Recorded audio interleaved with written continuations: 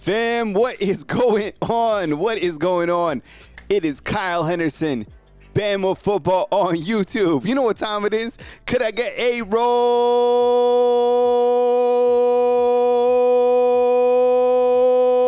time? What's up? I'm feeling good. Today is Thursday. Today is September 12th. I hope you are having an amazing start to your day. Thank you very much for joining me today on Bama Football on YouTube. Yo, I have so much gratitude this morning. All right, so take time and practice gratitude. Okay, stop complaining, stop being the poor me's, stop comparing yourself. Be you, be who the creator wanted you to be. Right? Yo, nobody cares. Be yourself. All right, man, and enjoy your life. We got some college football today that we're going to talk about. And there's some college football tonight. Thank you very much for being here. Kyle Henderson, Bama Football on YouTube. I appreciate you guys being here today on the show. Yo, we're going to talk about the top 5 Alabama football players of all time. I want to get your take on this. Ryan Williams, Jalen Milroe, they're talking about this. So is Courtney Morgan. I want to hear what you guys have to say, okay? We're going to talk about the college football schedule. I want to go from the SEC to the Big 10 to the Big 12 to the ACC, right? Pivotal week in college football, week 3. See, the Pac-12 is trying to recruit teams from the Mountain West. It would have made sense if teams from the Mountain West just went to the Pac-12. I don't know. Good morning, Chris. Good morning, Max. Good morning, Dean. Good morning, Toughest Nails. Amanda, David, Southern Red, Bama Still, Chris from New Jersey, Toughest Nails. I appreciate all you guys. Thank you very much for joining me. Look, and I want to ask you something. Glenn, good morning to you. Honestly, okay? If you were going to attack this Alabama football team, how would you do it? I know how I would do it. We'll talk about that. I want to look at the Alabama secondary. And then towards the end of the show, I want to talk. I just want to answer your questions. Have a Q&A on the back end of the show. All right. Derek, what's up, man? I appreciate you. Someone made me laugh inside the comment box talking about the Pac-12 and if they got 6 teams, they would call it a 6-pack. Oh, that's hilarious. Trevor, what's up, man? Appreciate you. David, what's good? I appreciate you guys being here. And honestly, like, yo, I'm in a really good mood. Oh, heads up. We've lost some power a couple times this morning in the neighborhood. The weather's a little bit unstable today in Tuscaloosa. So if the power goes out, I might pop on my phone or I might go to Waysiders and just eat me some breakfast. So just heads up. If it cuts out, just like The Sopranos, nobody, came from the side. That's what happened on The Sopranos, right? Tony got popped at the end. All right. We're getting closer to Alabama versus Wisconsin. All right. A couple things to go through before we talk about Alabama's top 5 players. Be thinking about that, right? Have your list ready. I have my list ready. What I did for mine is I put my list goes off the players that I've covered. Right? You can have your list however you want it, all right? This is how I'm doing my list. But a couple things to go over before we go over Alabama's top 5 players.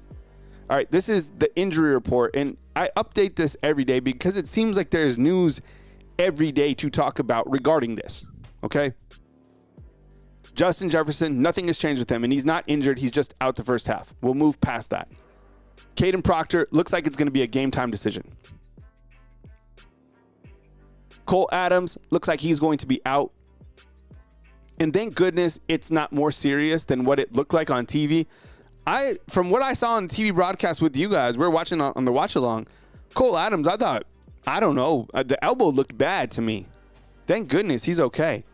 Unless Jeff Allen has some sort of, high-tech medicine that we don't know about. I mean, Alabama has been, because they've had a couple guys that have been banged up, but nothing has been serious, knock on wood, which has been great. Jeremiah Alexander, no idea, he's out. And then Jalen Hell, he's out. That's the injury report going in this game. And I would imagine, I mean, I think the closer we get, the closer you get, the further I fall. Do you know what the song that is? Kadyn DeBoer said this yesterday. I think the closer we get, the more likely it is that Kadyn Proctor plays. Okay? He said this yesterday during the SEC teleconference. This is from Coach Kadyn DeBoer. He was talking about Ryan Williams, and I thought this was an impactful quote regarding a freshman who's 17 years old, right? He just goes about each day. There's really hasn't many highs. There hasn't been really any lows. He's just been really consistent, and that's the plays he's making. It's a business mindset, and you can see the quote right here. I mean, he just got a really good start here, and it's just a few games. I can't even imagine, because I was talking about game breakers and kind of what Ryan Williams is able to do. It still, like, boggles my mind. And him and Jalen Milroe, they had Courtney Morgan on their podcast. Definitely go support them. It's really cool. I mean, those guys are it. And look, and like I always say, go support all the podcasts and the shows and all that stuff. It's cool. What a time to be covering Alabama football. It's still the pinnacle program in all of college athletics. 100%. Every single game is everybody else's Super Bowl. Even for Georgia coming over here, it's their Super Bowl game. For Wisconsin, this is the biggest thing that's happened in Madison, I don't know, in the last, maybe in 100 years. I don't know about that, but you get what I'm saying. I mean, it's everybody's Super Bowl game. And for these, like, so there's so much coverage on Alabama, and I love it. So definitely go follow. All right. Follow your peeps out there. Support them. So I typed up this, and this was just me literally going into the internet, and there's 2 pages of this, okay? This is the first page, and I just typed in top Alabama players, and we're doing top 5. So get your 5 ready. I have mine, and it's since I've covered the team, so I'm not going back past 2016. That's my list. You have your list. You live your life. I live mine. So tell me right now, what does your list look like with top 5 Alabama football players of all time? I'm doing mine since top 2017. All right, so here's part of the list, and I'll run through this, and then I'll put the other players up on the screen that Google just listed, okay? You have Derek Thomas, Mark Ingram, Leroy Jordan, Amari Cooper, Don Hudson, Johnny Musso, Barrett Jones, Andre Smith, Derrick Henry, Cornelius Bennett, Ozzie Newsome, Devontae Smith, Ken Stabler, Tua Tagovailoa, Bryce Young, Javier Reed. Look, this is crazy. John Hanna, Joe Namath, Julio Jones, Harry Gilmer, David Palmer, Minka Fitzpatrick, Sean Alexander, Bobby Humphrey. I'm not sure why and then Bear Bryant. And then on this next slide, Najee, Jay Barker, Jerry Jeudy, Chance Warmack, Greg McElroy, Woodrow Lowe, Henry Ruggs, Trent Richardson, Clinton Dix, Courtney Upshaw, Mark Barron, Quinnen Williams, Pat Trammell, Eric Curry, Terrence Cody, Johnny Mack Brown, Chris Samuels, Leroy Cook, Barry Cross, and Don McNeil. All right, so now that we have a couple players just to at least talk about and discuss, and clearly there's a lot of players that are not listed on this. I mean, it's literally just this is what Google brought up. I took a screenshot. I brought it here just for some feedback. But the guys yesterday, Jalen Milroe and Ryan Williams, asked Courtney Morgan, like, what's the top 5? And so I started thinking about it, and I was like, what is the top 5? And I'd be curious to see what the comment box says. All right, so I'm reading the comment box right now, what you guys saying. Derek Thomas, for sure. Terrence Cody. Chris from New Jersey, it looks like he's just going for right now because he's saying Jalen Milroe, Tyler Booker, Keon Sabb, and Malachi Moore. Case is going with Derrick Henry, Minka Fitzpatrick, Devontae Smith, Najee, and J-Mo. And the thing about it, I think it's hard when you do it all time because of the fact that every single era is different. And I think you can't really compare. I mean, I think you compare teams from maybe like 2005 to like present day, but you can't compare players now into like the 60s, 70s. And players now they have so much more technology. They're better. They're more conditioned. I mean, I get it. There's athletes back then obviously were incredible, but right now what these guys have at their disposal, it makes it a different level of athlete. I see Derrick Henry, Minkah Fitzpatrick, Derrick Henry, and a lot of your guys' choices. Glenn Coffey, Amanda is saying. Here's the other screenshot of that. Todd Tipton is saying Derek Thomas is number 1. Debate the rest. Glenn is saying Henry, Derrick Henry, Devontae Smith, Najee Harris, Will Anderson, Bryce Young. Man, did you look? I'm gonna date myself. I'm sure you guys, know what I'm talking about. Remember Derek Thomas on Tecmo Bowl? Derek Thomas on Tecmo Bowl was like, he was unbelievable. So was Lawrence Taylor.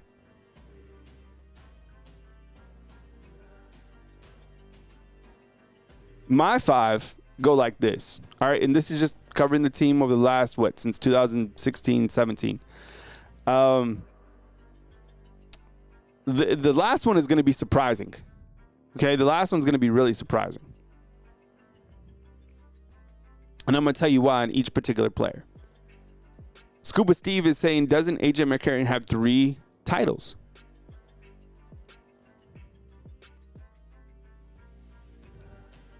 With no hat is weird. Yeah, no hat today. I have all my hats. I organized them yesterday. I still have this hat up top.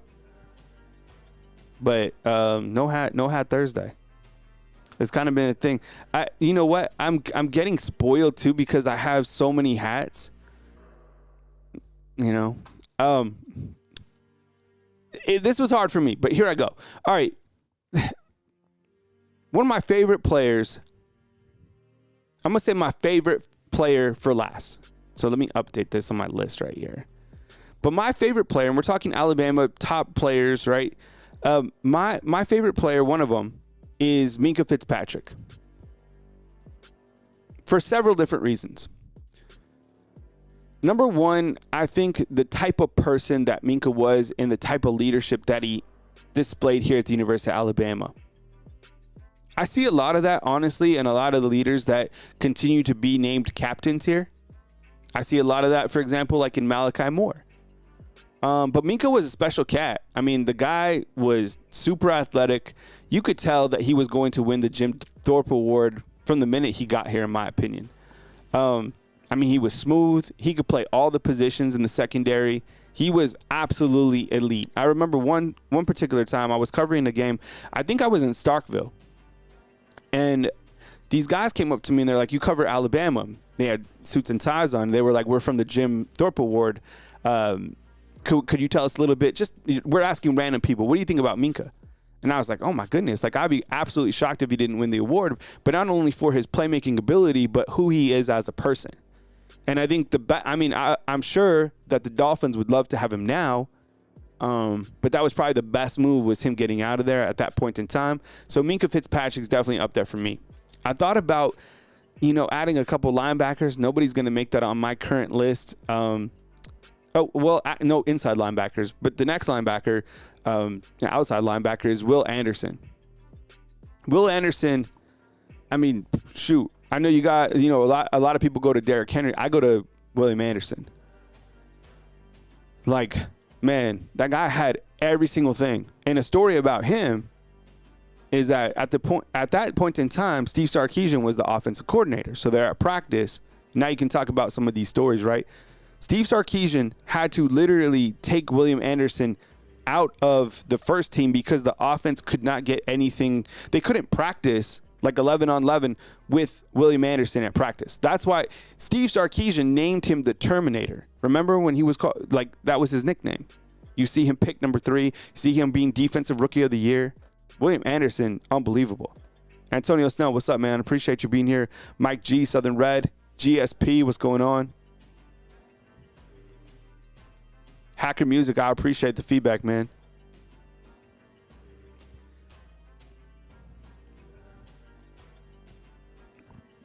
Max Tooney saying Tony Nathan needs to be here.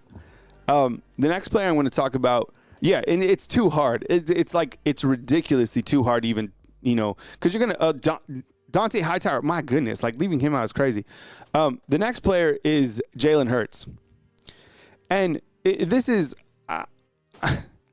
you can sort this out however you want. I'm saying favorite players. You could go talent-wise. You could go position. It's too hard.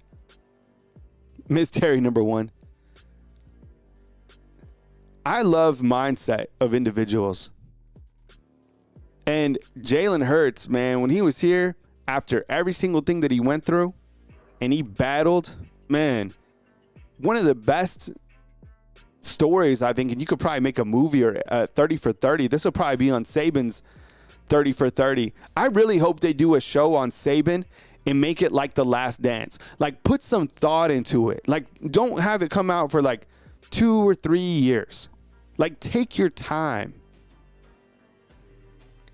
The most amazing story was the fact that Jalen Hurts got benched in the national title game. Tua comes in, wins the title. You go into next season, right? When Tua takes over the job, you didn't hear much from Jalen at all.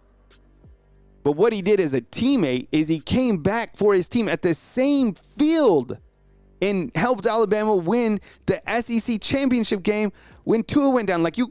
Was that real? Did we live through that? Was that? It seemed like a movie.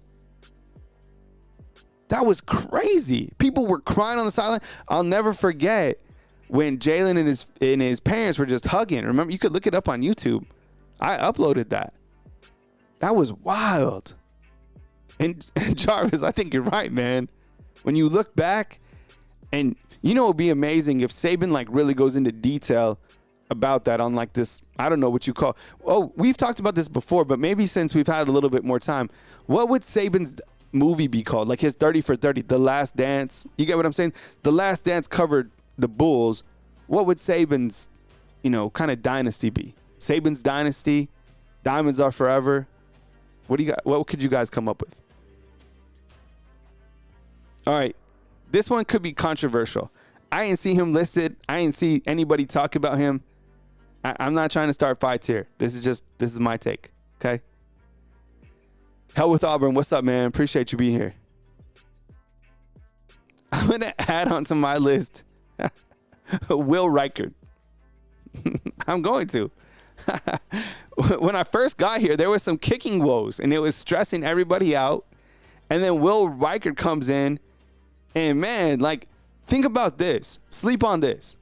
This dude would show up before games in a white turtleneck, a white blazer, white pants.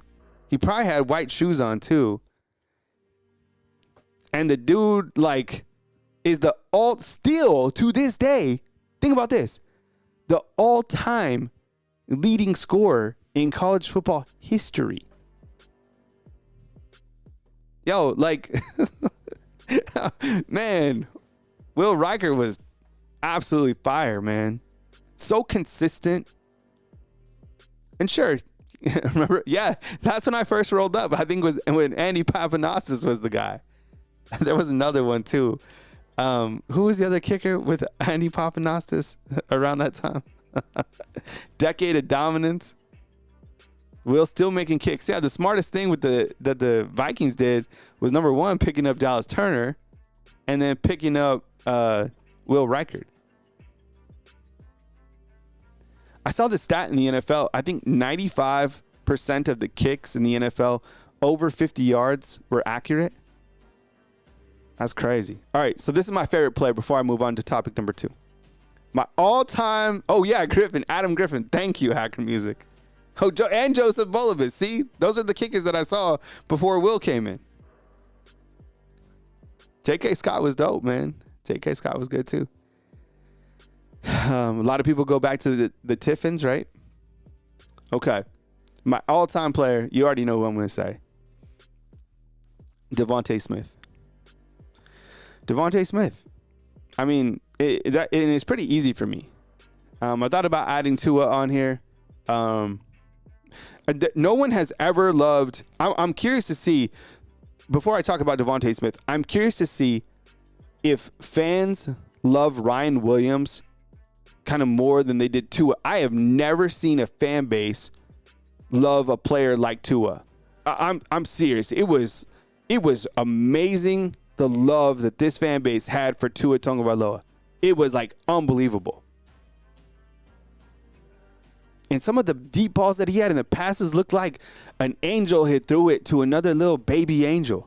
It was like perfect in stride. It was like, it was amazing. I can't even think of an analogy of some of Tua's deep balls. All right, but Devontae Smith, mindset. Was he the best interview? Not really. But the guy is like the quintessential of like what hard work is. Clearly talented, but that guy just has like the dog mentality, the Mamba mentality, 1,000,000%. Like that guy would stay after practice. That guy was like absolutely it. Big time games, he came back. Think about all the guys that were overshadowing him at the wide receiver position. Man, Devontae Smith was like absolutely it. I love the story of him winning the Heisman Trophy. Remember, and the best thing about Devontae is, hey, Ben and Mike, glad to see you got that, man. Looks good on you. The thing I remember about Devontae Smith is the velvet suit, right? Like, man, that thing fit him like a glove. All right. I just wanted to get your take on that. All right, let's look at some games in college football. We'll go through the SEC, the Big Ten. We will go through all the games. I put my picks on here. I just kind of, I ran through this real quick. These are the games taking place in the SEC. Hopefully you guys can see them. You might have to zoom in a little bit. All right, up top, Alabama on the road against Wisconsin. Now, that line at 16, I think it went to even 16.5. I'm definitely taking Alabama in that by 3 scores.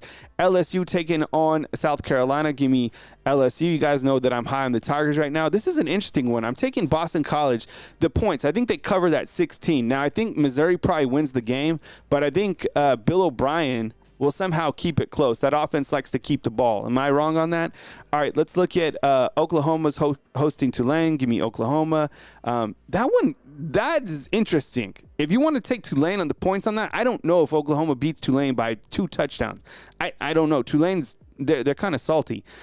Texas A&M and Florida, I don't know. That one's kind of a tough one to call. Especially with the 2 quarterback system going on at Florida. I think Florida's back's against the wall. Arkansas, give me Arkansas over UAB.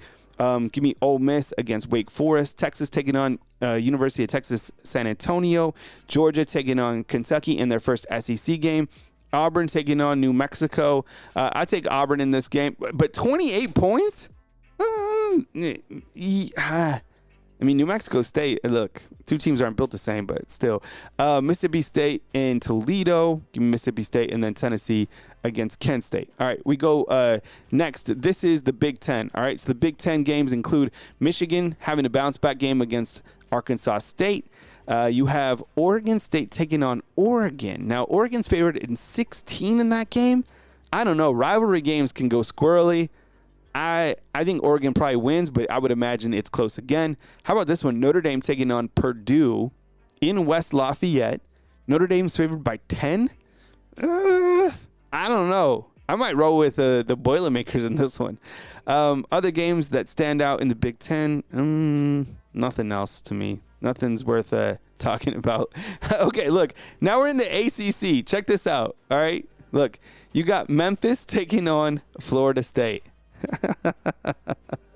You think that Memphis, look at the line, it's 6.5. I don't know. Can you imagine? Florida State. What time is this game? Oh, it's at 11. I can't go live. You imagine if Memphis beats Florida State? I could see this game definitely going into like 2 or 3 overtimes. All right, we talked about the Boston College game. Nothing really else in the SEC. Man, I just, nothing else is interesting here. I guess, Miami, Ball State. Miami favored by 36.5. All right, and here is, what is this, the Big 12? Nothing's really, Colorado State. Again, I like those rivalry games. I would imagine that Colorado State keeps it closer. Who knows? All right, so I wanted to talk to you about this too. Then I got into kind of a wormhole. Then I started looking after that top players. Then I was like, well, who are the top coaches right now in college football? And then, so I typed in once again, and these are the coaches that popped up. Are there any coaches that are currently missing, in your opinion, when we're talking top current college football coaches? And I know they still have Coach Saban here on this board, and I think they have Jimbo Fisher. So obviously, X those guys out. But current top college football coaches. And the X's represent who Alabama will play this season just from this list. I can think of one that I think they're missing right now. Eli Drinkwitz, right? I think he's missing. Josh Heupel's on there. Brian Kelly's on there. Kirby Smart's up top. Those are the teams that we know Alabama will face. Now, Alabama theoretically can face a lot of these teams because of the 12-team playoffs in the SEC championship, right? Hugh Freeze not on the list. Oh, Jim Harbaugh, clearly, he's not a college coach either. You know what? But I think sometimes, and I'll get to, Golish, damn, that's a great one. Yeah, really good addition.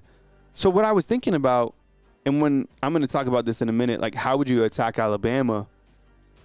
Who's a really good coach is Luke Fickell. Man, you start to, kind of as this next wave of college football coaches kind of grows up, we talk about Lane Kiffin. We talk about Steve Sarkisian a lot. Dan Lanning's clearly in the news. But Luke Fickell's not. And I think Luke Fickell's a very good coach. I loved his press conference. He knows that they have, that Alabama's coming to town. And I think Wisconsin's probably a tougher place to, get things really going. I think Fickell, like at Notre Dame, would probably be really scary. I think Fickell at Ohio State could be, back to, because that's where he coached for a long time.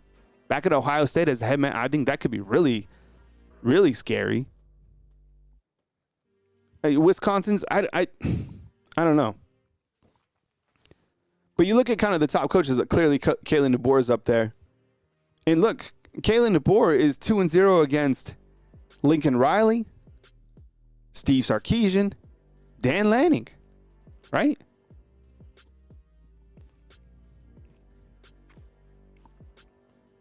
But I know I know a lot, including myself, feel that Alex Golish of South Florida, certainly one of those top coaches that should be plugged in there. Kyle Whittingham, he's another coach that I don't think gets enough credit as well.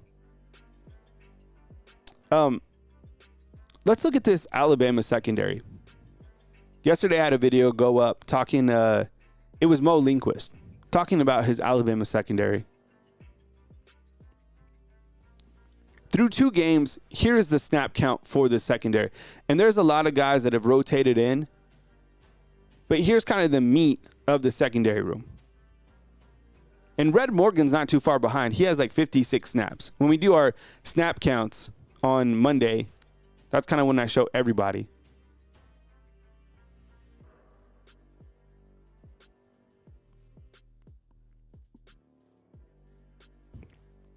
So you have Damani Jackson at 106 snaps. He's only allowed 1 reception. You have Xavier Brown, who's only allowed 1 reception.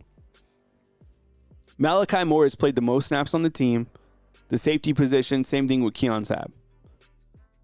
And Devontae Smith is playing that Husky position, really rotating in and out with Red Morgan. Now, the first 2 quarterbacks, they're just not it. This quarterback will be moderately better, I would assume. I'm really confident that this quarterback doesn't come in and just slice up Alabama. I think that maybe this quarterback could get hot with different weapons. He doesn't have the weapons at Wisconsin, in my opinion. I think these DBs continue to get work. But like I said in yesterday's show, there's zero chance he throws for 240, 250, 300 yards against Alabama. And then when you look to the overall grades of these guys within the amount of snap counts, you see that Damani Jackson, 64.5, Xavier Brown, 59, right? Malachi Moore, 73, Keon Sabb, 76.7, and Devontae Smith at 76.1. So you see the safeties playing at a pretty good level I would say, for Alabama. I have a lot of confidence in Malachi Moore and Keon Steppen. And honestly, Damani Jackson's done his thing early on in the season. Now, let me ask you this, okay? Before I open it up to a Q&A. If you were going to attack Alabama, how would you do it? Because when I'm sitting here looking at, like, how would Luke Fickell or, teams that are going to play Alabama right now at this point in time, what's the game plan? What's the recipe to beat these guys? I think it has to be this is how I would attack Alabama.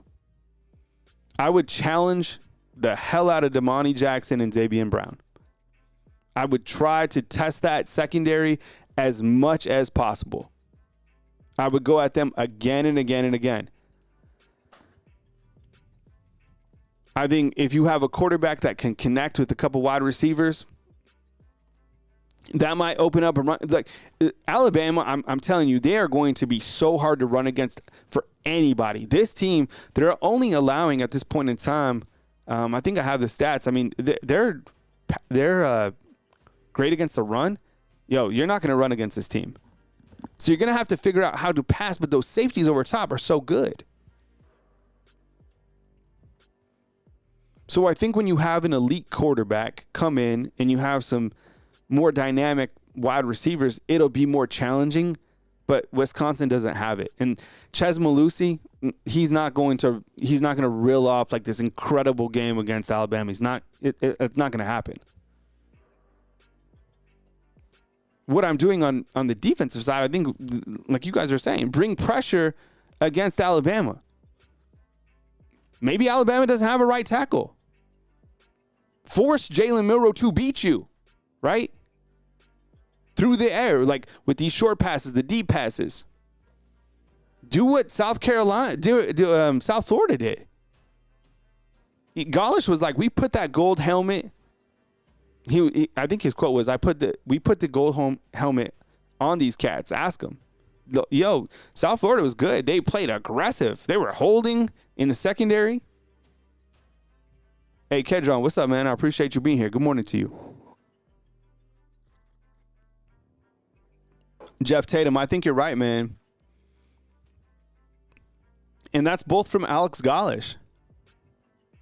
And you look at what past teams did to beat Alabama, right? Look, give Michigan credit last year. Their offense had a lot of motion sets. You look to what Tennessee did a couple years ago, really spread the field, attacked Alabama's vulnerabilities. LSU, right? They had a really good quarterback. And in each of those games, Alabama was highly penalized. When they played Tennessee a couple years ago, when they played LSU, they had like 14, 15 penalties in those games?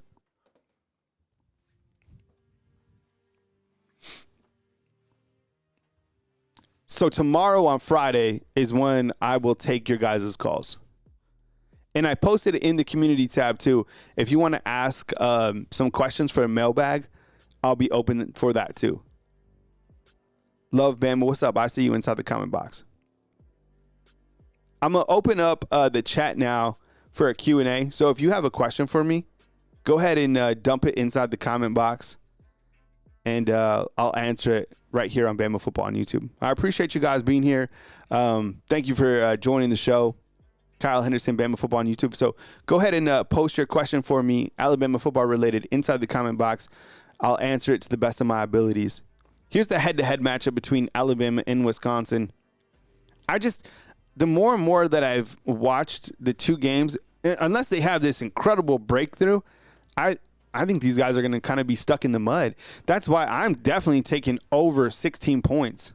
I feel real confident about a 3-score victory, maybe 4-score victory for Alabama. And look, the offense is going to get there. Look at that, 52 points per game, 500 yards.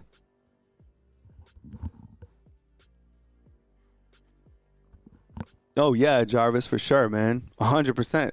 This is like, gamble responsibly, but that's 16 points. You got to love that, 1,000,000%. And I think it continues to. What is it close? I mean, it's close to 17.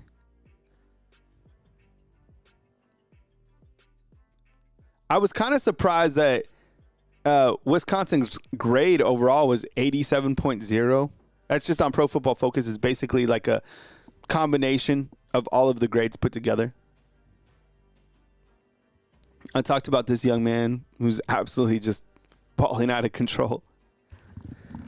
I'm going to have to go and do like a national freshman overview to see like what, I guess Dylan Raiola, you know, he's another freshman. He's starting for Nebraska. He's getting a lot of notoriety. I was trying to think of like other freshmen that are performing at a really high level.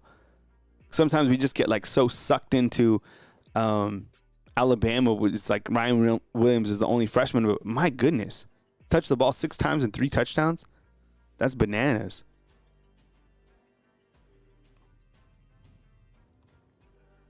Jeff is asking, how does Wisconsin score? Average 27.5, but not against good teams. Yo, they've been able to run the football. The quarterback only has 1 passing touchdown in 2 games. In fact, Tyler Van Dyke only has 406 yards passing, right? So their running back, you've heard his name before, Malusi. He's a powerful running back. Now, I will say this about Wisconsin. I do want to see their offensive line against Alabama's defensive line. I think that'll be a really great matchup. The offensive line is good. That's probably the thing that I left most impressed with when watching film on them.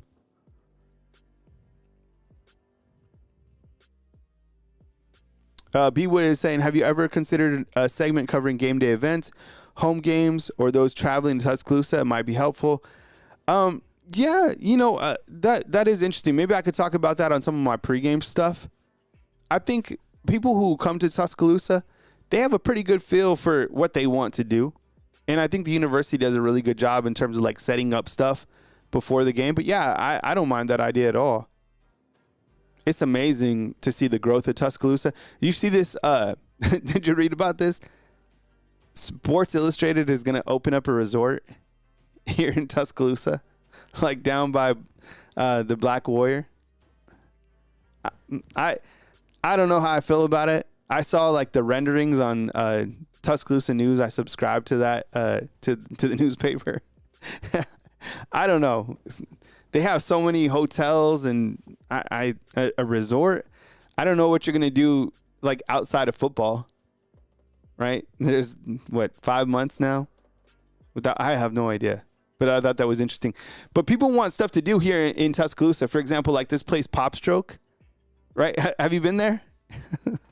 It's cool. So it's basically like putt-putt, but it's hard to – it's like real putting, right? You got to be able to like read the greens and stuff. It's cool. But it's like extremely packed. Chance, what's up, man? I appreciate you being here.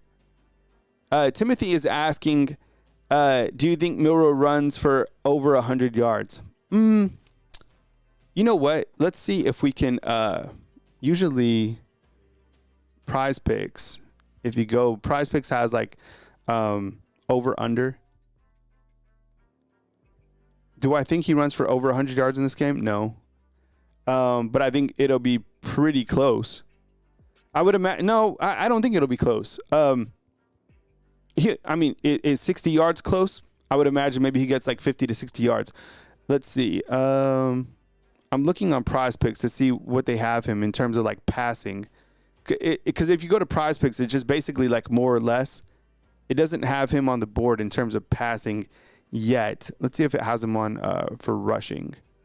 Actually, have you seen Prize Picks before? I'll go full screen on it so you can see it on the monitor. So if you go to Prize Picks, and again, I'm not sponsored by these guys, it's basically just more or less. It kind of gives you an idea of what they think players will throw for. So, for example, Carson Beck, against Kentucky, will he throw for 212 yards? I think absolutely. Oh, here you go. Jalen Milroe right here. And if you read his stats. So, for example, Prize Picks is asking you right now, do you think he'll throw for more? And this is for everybody to use inside the comment box. Do you think that Jalen Milroe will throw for more than 216 yards against Wisconsin? More or less? I'm going to say more. And see on the right, it shows you that he threw for 199 against South Florida, 200 against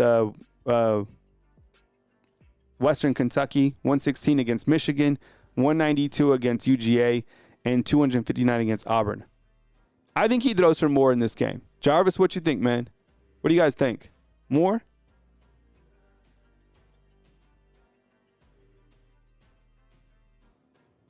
I think he throws for more. More? Okay, people are saying more. Okay, how about look? I said this was. I said Tyler Van Dyke on mine at 240. Prize Picks is saying 182. So for Tyler Van Dyke, do you think he throws for more or less? Man.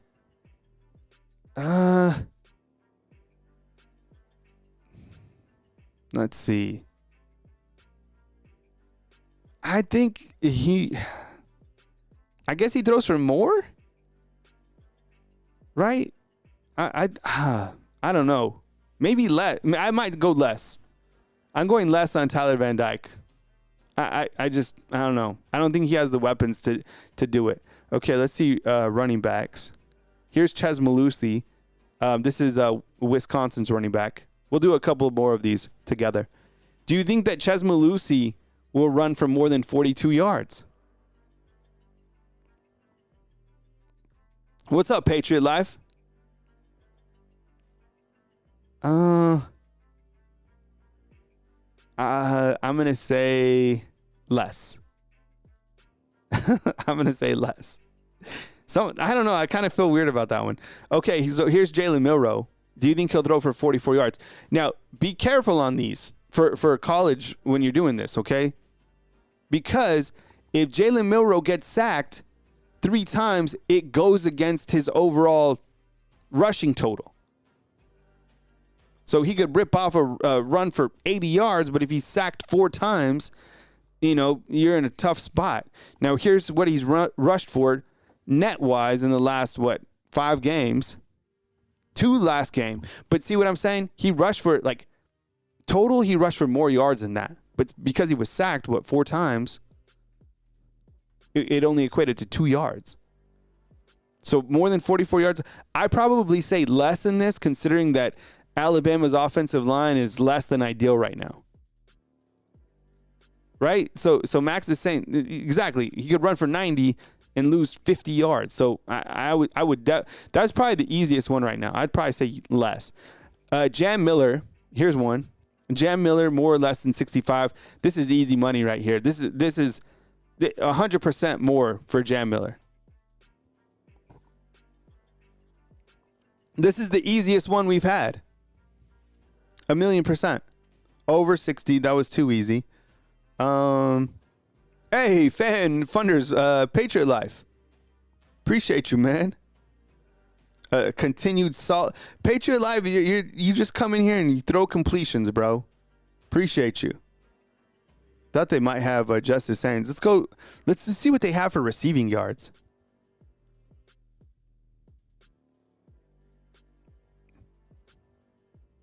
Ooh, here we go. Okay, receiving yards. I like this. More or less.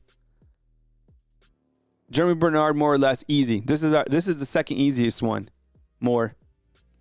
He's gonna have more than he's gonna be targeted probably 5 to 7 times. J.S. Webb, we're just doing some more or less against Wisconsin. This is easy. So take Jam over 64 and take Jeremy Bernard over 48. That's easy money. And then Kobe Prentice, 18 yards more. Yep. He'll get 30 to 50. Okay, that's easy. And take more right here. There you go. That is too easy. Yo, these are really easy. And let's see if there's any. Those are all easy right there. That's easy money. Receptions, passing touchdowns, field goals made, passing attempts, passing completions. Yeah. I don't know. We'll get out of that. But, yeah, that's easy. I mean, because, look, Kobe, Bernard, and, it would be a tough one if they put on here, would be like if do you think that Kendrick Law has on the last fantasy in week 1, man, I cleaned up. I mean, we dive into the numbers every single day on here, But like a tough one for me would be like, does Kendrick Law record 2 receptions? Let me ask you that one. Does Kendrick Law catch 2 passes?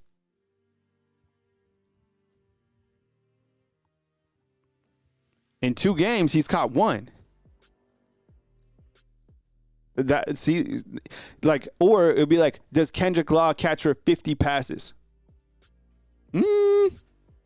Or 50 yards. That's a tough one.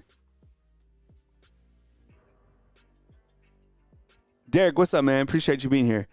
Max is saying more than 2 receptions. He has 1 reception in 2 games. He wasn't even targeted in the last game. Jeremy Bernard and Ryan Williams, they were each targeted more than 7 times in this last game.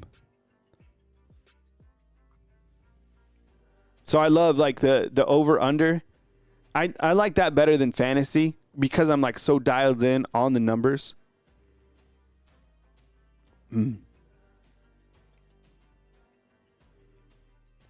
Another one that I think would be difficult too would be like, does Jalen Milroe throw an interception?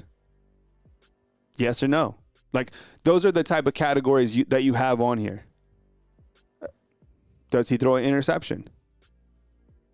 So look, I say that, and it's actually on the board right here.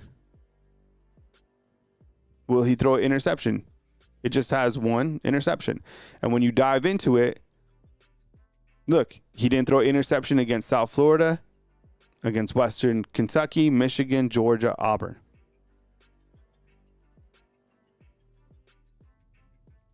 That could be another one you take no. Those are tough, though. Max is like, more importantly, does he throw the ball away? I haven't heard anything on Kendrick Law, man. I think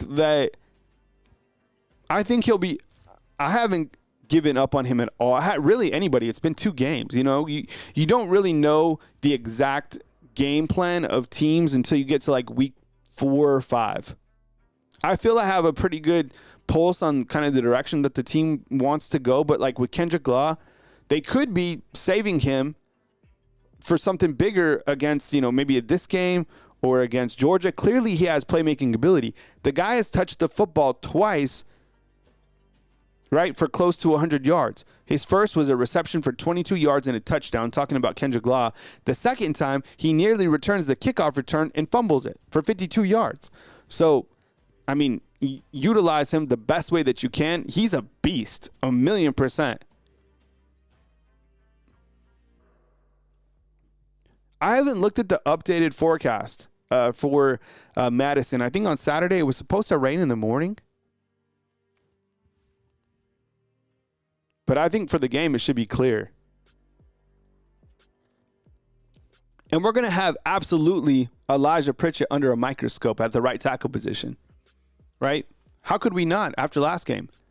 And if Kadyn Proctor plays, we're going to have a microscope on him. Really, the offensive line entirely. I mean, with a collective grade right now, 53.1, it's not it, but they will improve. I'm still confident in the offensive line. I'm a little bit worried about the right tackle position, to be honest. I mean, after last game and now we're calling for Elijah Pritchett. I don't know. Because if you don't have a right tackle, man. Because you have NyQuil Bentrade, you have McVay. I don't know. Big Bam has confidence in Pritchett. Yeah. Wasn't Formby working with the ones this week? Yeah, I mean, the practices are closed right now. I think I would imagine that Pritchett starts. Hey, Bake, do we have a hurricane or something like that going to south west Louisiana? I love the state of Louisiana. It's low key. I don't know. I've always liked Louisiana. They've been good to me. I love New Orleans. I thought, going to a game in Death Valley was cool, but I love New Orleans. I love the people of New Orleans. Resilient. They didn't, they want to live there. I love the music. I like going over there. I have some friends from Louisiana that I met here. Just, I don't know. I have respect for those people. But of course, not when Bama plays them, right? I appreciate you guys. So tomorrow, score predictions, and I probably go a little bit longer tomorrow, based on the amount of calls that we have. And if you guys want to hit me up on the mailbag, I posted inside the community tab. Just some, if you want to go ahead and shoot me some questions ahead of the game. So how to get to the community tab, I'll show you guys real quick in case you guys are unfamiliar with the community tab. Go full screen on this. So if you go to Bama Football on YouTube, you can see, let's zoom in on this real quick. You can see home, videos, shorts, podcasts, playlist, community. Click the community tab and you can scroll down. And right here, I say, post your questions for Kyle to answer on his Thursday show. I'll extend this out to tomorrow, and we'll get a few more questions in. Right? Ways that you can support the show. Let me go change this. I appreciate you guys, honestly, being in my corner and supporting me on the YouTube channel and allowing me to, be a full-time content creator, which is amazing. Is my two kids. You can super chat during a live show. You can become a fan funder. Member for he's an ultimate fan funder now. Case, what's up, man? I appreciate your continued support. So you can be a member of the Undefeated Club by hitting the fan funder link, which is on our homepage. Super chat goes a long way. You could just hit the thumbs up. Honestly, if you're out there, literally just subscribe. Just hit the thumbs up video. If you own a business and you want to sponsor the call-in show or sponsor my show, here's my email. So I appreciate you. Thank you, JS. I appreciate you. Thank you so much. And $2.99, it goes a long way, honestly. I mean, you have 100,000 subscribers, it adds up. So I'm not paid by a big organization. Literally, I'm just like YouTube. So the summer months can get a little dicey because there's, it's just kind of a low time, but I appreciate you guys supporting me during the football season, of course, really all the time. And then we're on social media pretty much everywhere. Everything comes here to Bama Football first, and then I broadcast it out. Trying to grow that podcast. I've talked to a couple advertisers, and they want a podcast. So on Spotify, Bama Football on YouTube, but everything comes here. So I appreciate you guys continuing to support the product, and I love you guys. I appreciate you guys. I have gratitude for you guys and gratitude for this beautiful thing we call life. So from beautiful Tuscaloosa, Alabama, Kyle Henderson at Bama Football on YouTube. News as it happens right here on Bama Football on YouTube. And tomorrow is our score prediction show. And then on Saturday, the watch along in the morning time. At 11. So that's going to be lit. I love you guys. Be well. Be good people. And I guess, look, if something's happening in Southwest Louisiana, I'll check on it. Our thoughts and prayers are with you guys, and we'll keep you posted as news happens right here on Bama Football.